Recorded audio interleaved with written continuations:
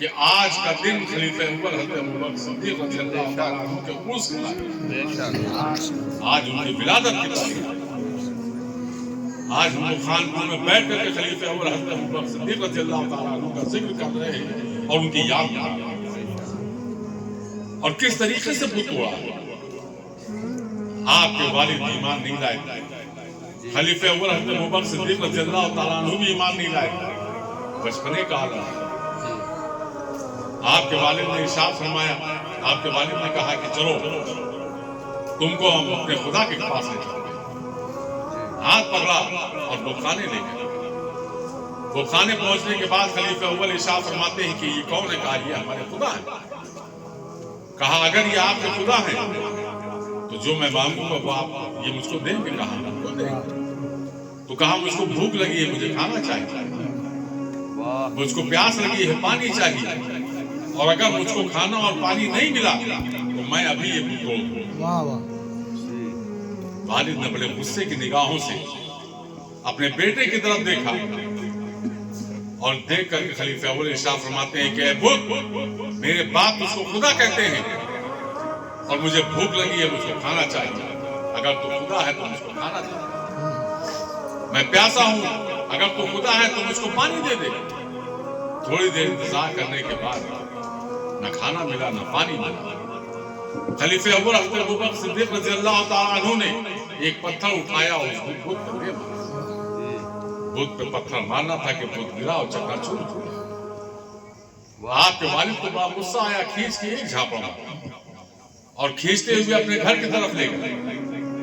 اہلیہ نے پوچھا کہ آپ اس کو کھینچتے ہوئے کیوں لا رہے ہیں؟ کہا اس نے غضب کر دیا، اس نے ہمارے خدا کو توڑ دیا۔ تو آپ کی اہلیہ ارشاد فرماتی ہیں کہ آپ ان کے پیچھے مت پڑو، کیونکہ جب ان کی ولادت ہوئی تھی تو میرے کان میں ایک آواز آئی تھی کہ یہ تمہارے گھر میں بچہ پیدا ہو رہا ہے، یہ میرے نبی کا ساتھی بنے گا، یہ اسلام کو نمائندہ بنے گا، یہ رحمتوں کا آشیانہ بنے گا۔ تو آپ ان کے پیچھے نہ پڑیے۔ اور اسی کے بعد خلیفہ اول حضرت ابوبکر صدیق رضی اللہ تعالیٰ عنہ، آپ کیا جانتے ہیں، نبی کریم صلی اللہ علیہ وسلم کے بچپنے کے ساتھیوں میں جب کوئی خلیفہ کوئی بھی نبی کا ساتھ دینے کے لیے تیار نہیں تھا، اس وقت خلیفہ اول ابوبکر صدیق رضی اللہ تعالیٰ عنہ ساتھ دیتے ہیں۔ میں اس بات کو اور واضح کر دینا چاہتا ہوں، چونکہ یہ خلفائے راشدین کا مسئلہ آ گیا۔ آج کے زمانے میں بڑے فتنے پھیلے ہوئے ہیں، اور اس فتنوں میں لوگ مولائے کائنات سے لے کر کے خلیفہ اول تک کمپریزن کرتے ہیں۔ کوئی کہتا علی بڑے ہیں، کوئی کہتا ہے کہ عمر بڑے ہیں، کوئی کہتا ہے صدیق بڑے ہیں، کوئی کہتا ہے عثمان بڑے ہیں۔ آپ یہ سمجھ لیجیے بہت صاف طریقے سے کہ خلیفہ اول، خلیفہ دوم، خلیفہ سوم، خلیفہ چہاروں، یہ ترتیب نبی کریم صلی اللہ علیہ وسلم نے نہیں بتا سکتا۔ بہت صاف سمجھیے گا، یہ ترتیب کسی نے نبی نے نہیں دی ہے، یہ ترتیب صحابہ نے دی ہے۔ نبی کے بظاہر دنیا سے تشریف لے جانے کے بعد دی ہے۔ جو سب سے پہلے مسند خلافت پر بیٹھا وہی خلیفہ اول ہو گیا، جو مسند خلیفہ اول کے بعد بیٹھا وہ خلیفہ دوم ہو گیا، جو مسند ان کے بعد بیٹھا وہ خلیفہ سوم ہو گیا، جو ان کے بعد بیٹھا وہ علی مولائے کائنات چہاروں ہو گئے۔ اب نبی نے کیا کیا؟ نبی نے صرف کو بتا دیا کہ میرا صدیق ایسا ہے، میرا عمر ایسا ہے، میرا عثمان ایسا ہے، میرا علی ایسا ہے۔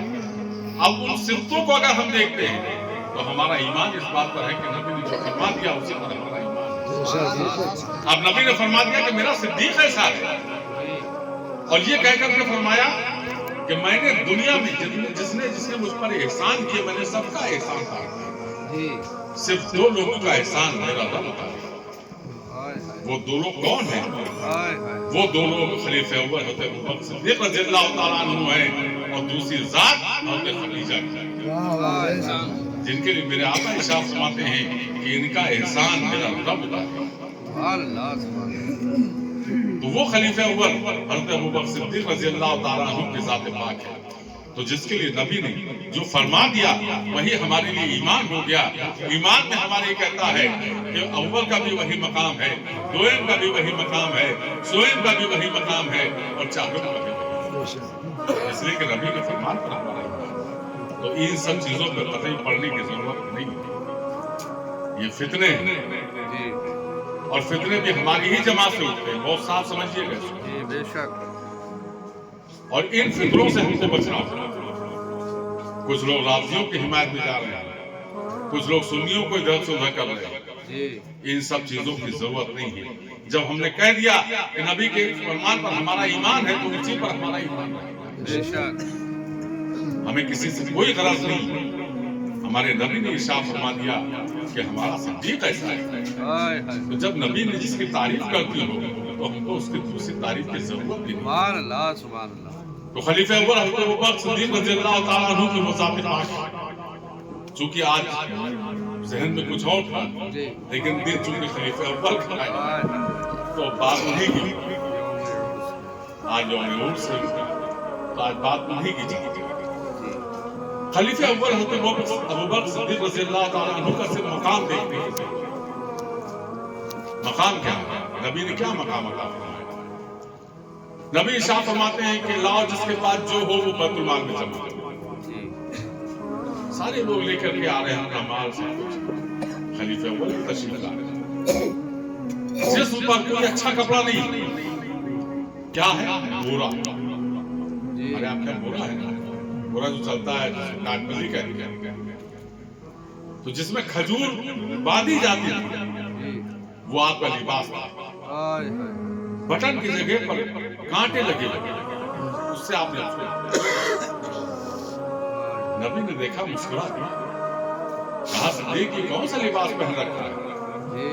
خلیفہ اول ارشاد فرماتے ہیں یا رسول اللہ میرے ماں باپ آپ پر قربان، آپ نے ارشاد فرمایا تھا کہ جس کے پاس جو ہو وہ لے کر کے آئے، تو میں نے اپنی ساری سرمایہ داری لا کر کے آپ کی بارگاہ میں حاضر کر دی، یہاں تک کہ تن کا کپڑا بھی میں نے آپ کی بارگاہ میں پیش کر دیا، تو میرے پاس تن ڈھکنے کے لیے کچھ نہیں تھا، میں نے ایک کاٹ اٹھایا، اس کو پہن لیا، اس کے جگہ بٹن باندھنے کے لیے میں نے اس میں کانٹے لگا دیا۔ اتنا کہنا تک کہ حضرت جبریل نبی کریم نے حضرت جبریل کو دیکھا اور مسکرا کر کے بولے کہ اے جبریل تم بھی وہی لباس پہنے ہو جو صدیق پہنے ہیں؟ تو حضرت جبریل ارشاد فرماتے ہیں یا رسول اللہ آپ کے چار یار کا لباس میرے رب کو اتنا پسند آیا کہ رب نے حکم فرما دیا کہ اے فرشتوں جو میرے نبی کے صدیق نے لباس پہن رکھا ہے وہی لباس تم لوگ پہنو۔ یہ خلیفہ اول حضرت ابوبکر صدیق رضی اللہ تعالیٰ کے ساتھ اور بڑھنا ہوتا۔ ایک دن نبی کریم صلی اللہ علیہ وسلم ارشاد فرماتے ہیں حضرت عائشہ صدیقہ رضی اللہ تعالیٰ عنہا کی ذات اقدس پر سر رکھ کر کے لیٹے ہوئے، حالانکہ آج کا معاشرہ بڑا عجیب ہے، اگر بیوی شوہر سے بات کرنے لگے تو فوراً بڑے گھر والے کہتے ہیں بڑا پیش کیا، دیکھو لحاظ نہیں ہے، کیسے بات کر رہا ہے۔ اور میرے نبی جو امت محمدیہ کو درس دے رہے ہیں کہ حضرت عائشہ صدیقہ رضی اللہ تعالیٰ عنہ تشریف فرما ہے اور ان کے سر پر نبی لیٹے، ان کے جانب اقدس پر سر رکھ کر کے نبی لیٹے، آسمان کی طرف دیکھتے ہیں ارشاد فرماتے ہیں کہ اے عائشہ آسمان پر جتنے تارے ہیں اتنی ہی عمر کی لڑکی۔ حضرت عائشہ صدیقہ رضی اللہ تعالیٰ عنہ مایوس ہو گئے، آقا مسکرائے ارشاد فرماتے ہیں کہ اے عائشہ پریشان نہ ہو، عمر کی ساری نیکی ایک پلے پر اور صدیق کی ایک نیکی ایک پلے پر۔ اب خلیفہ اول حضرت ابوبکر صدیق رضی اللہ تعالیٰ عنہ کی وہ کون سی نیکی ہے جو خلیفہ دوم حضرت عمر فاروق رضی اللہ تعالیٰ عنہ کی ساری نیکیوں میں بات کرے؟ تو ہمارے اسلاف نے جب اس کو پتہ کرنے کی کوشش کی، نبی کریم صلی اللہ علیہ وسلم جب مکہ معظمہ سے ہجرت تشریف لے گئے، بطحا پہنچے، تب اس کا نام بطحا، اور بطحا کے لفظ معنی ہوتے بیماریوں کا گھر، یسرف کے معنی بیماریوں کا گھر، تب اس کا نام یسرف تھا۔ اور جب نبی تشریف لے گئے اور پہنچنے کے بعد तमाम कबीले के लोग मुंतजिर थे कि अल्लाह के रसूल हमारे कबीले में आए, अल्लाह के रसूल हमारे कबीले में आए। सब इस्तकबाल कर रहे हैं, और इस्तकबाल करने के बाद जब लोगों की मोहब्बत देखी तो नबी इरशाद फरमाते हैं कि ऐ यसरब वाले तुम परेशान ना हो, मेरी ऊँटनी जहाँ बैठ जाएगी मैं वहीं पर ठहर जाऊंगा। बाहर निकले, एक खजूर के बाग में जाकर के बैठ गए। मेरे आका इरशाद फरमाते हैं कि ये खजूर का बाग किसका है? पता चला 2 यतीम बच्चों का है। मेरे आका इरशाद फरमाते हैं कि उन बच्चों को बुलाया जाए। वो दोनों बच्चे आते हैं।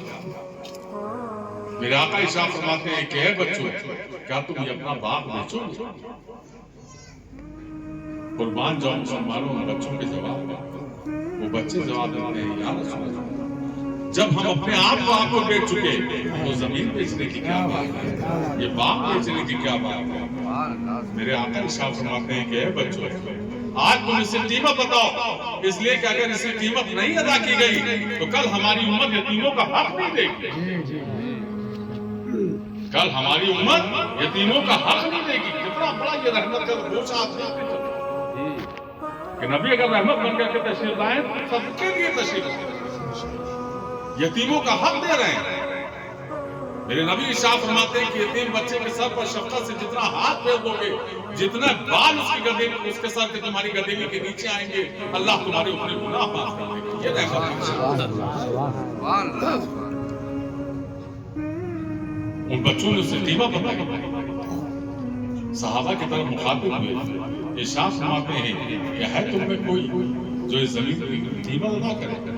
खलीफे अव्वल हज़रत अबू बकर सिद्दीक़ रज़ियल्लाहु ताला अन्हु, या रसूल अल्लाह, अगर आपका हुक्म हो तो इसकी कीमत मैं अदा करूंगा। हाँ ठीक है, इसलिए तुम इससे कीमत अदा करो।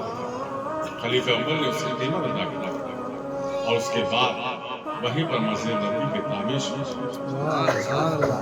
मस्जिद नबवी आज जिस अंदाज में निकली, जब नबी के जमाने में इस अंदाज में नहीं था।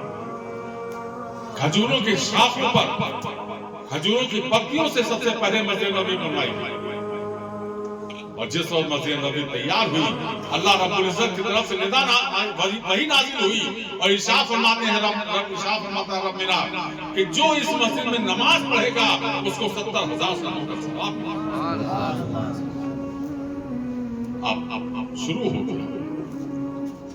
आज हम अल्लाह के घर को बड़ा हल्का समझते हैं, धागा मस्जिद में दाखिल हो जाते हैं, हम मस्जिद के आदाब नहीं जानते, लेकिन मस्जिद के अमल क्या है और उसके लिए फरमान क्या है, ये भी आसान है। एक दिन नबी करीम सल्लल्लाहु अलैहि वसल्लम तशरीफ लाए, मगरिब का वक्त देखा, उस वक्त रोशनी का कोई इंतजाम नहीं हुआ। देखा मस्जिद नबवी से रोशनी हो रही। मेरे आका मस्जिद में दाखिल हुए, इरशाद फरमाते हैं कि ये रोशनी कैसे है मस्जिद में? एक साहब रसूल खड़े हुए, कहा या रसूल अल्लाह, मैं मुल्क शाम से आया। हमारे यहाँ शाम को रोशनी का इंतजाम इसी तरीके से किया जाता है कि हम लोग खजूर की पत्तियों को बोते हैं और बढ़ने के बाद रोशनी करते हैं। मैंने देखा कि मस्जिद नबवी में अंधेरा है, मैंने अपने ख्याल के तरीके से मैंने खजूर की पत्तियों को बड़ा और मैंने इसकी रोशनी कर दी। अल्लाह के रसूल इरशाद फरमाते हैं कि आज तुमने अल्लाह के घर को रोशन किया है, अल्लाह तुम्हारी आखिरत और दुनिया दोनों को रोशन